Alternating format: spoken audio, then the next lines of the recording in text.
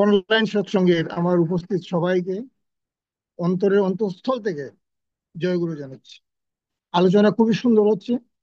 আমি মনোমুগ্ধকর ভাবে একবার শুনছিলাম সব কথা, বিশেষ করে আমার সর্বশেষ যে দাদা, উমাশঙ্কর দাদা, ওনার বক্তব্যগুলো আসলে শোনার জন্য আমি অপেক্ষায় থাকি। যাক, যে আলোচ্য সূচি, আমাকে দু একটি কথা বলতে আদিষ্ট হয়েছে, যখন বলতেই হয়। আজকে আলোচ্য সূচি হচ্ছে প্রেম করো কিন্তু আসক্ত হও না।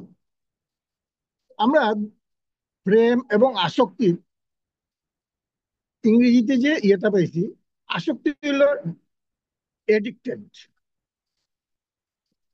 তার অর্থ হলো খারাপ কিছুতে আমার নেশাটা নিবদ্ধ, আর ভালোতে নিবদ্ধ যেটা ডিভোটি। তো আমরা যে এডিক্টেড এবং ডিভোটেড যে ক্লাসিফিকেশন, এই জায়গাতে আমরা ঠাকুর বলছেন যে প্রেমকে প্রার্থনা করি। আমরা প্রেমরে আমাদের মানব জীবনের যে মূল লক্ষ্য ঈশ্বর প্রাপ্তি, সেই ঈশ্বর প্রাপ্তিতেই কি করতে হবে? ঠাকুর বলছেন আমার প্রেমরে প্রার্থনা করতে। প্রেমকে কিভাবে প্রার্থনা করব?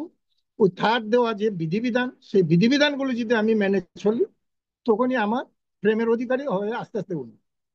তো আজকের যে আলোচনা, প্রেম এবং আসক্তি, আসক্তিতে অনেক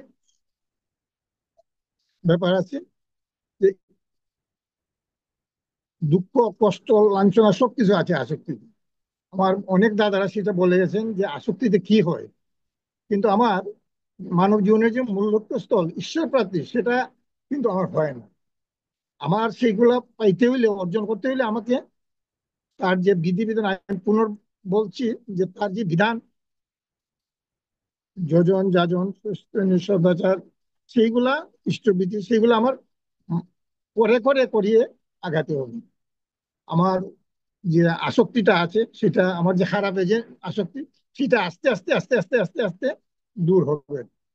নামের মাধ্যমে এগুলা জলে পুড়ে ছাইকার হয়ে যায় আমার আসক্তি। এটা আমি, আমার অনুভূতিতে আছে যে নামে মানুষকে তীক্ষ্ণ করে, সেই যে তীক্ষ্ণ করার যে অর্থটা হলো আমি আসক্তি থেকে আমার প্রেমে আমার মনটাকে, আমার বিবেকটাকে, আমার ইয়েটাকে ডাইভার্ট হওয়া। তো আসলে বললে অনেক কিছু বলা যায়, কিন্তু আমি খুব সুন্দরভাবে শুনছিলাম। আমার বিশেষ করে আবার বলছি, উমাশঙ্কর দাদার কথাগুলো আমার খুবই ভালো লাগে। উনি একজন আসলে ইষ্টপ্রাণ ভক্ত মানুষ। আমার প্রদীপ বাবু অনেক সুন্দরভাবে বক্তব্য রাখছে। যা মূল কথাটা হলো আমরা যাতে ঈশ্বর প্রেমে সব সময় থাকতাম পারি। ঈশ্বর অর্থ যেটা, ভগবান কিন্তু আমরা আকাশে বাতাসে কোথাও পাওয়া যায় না।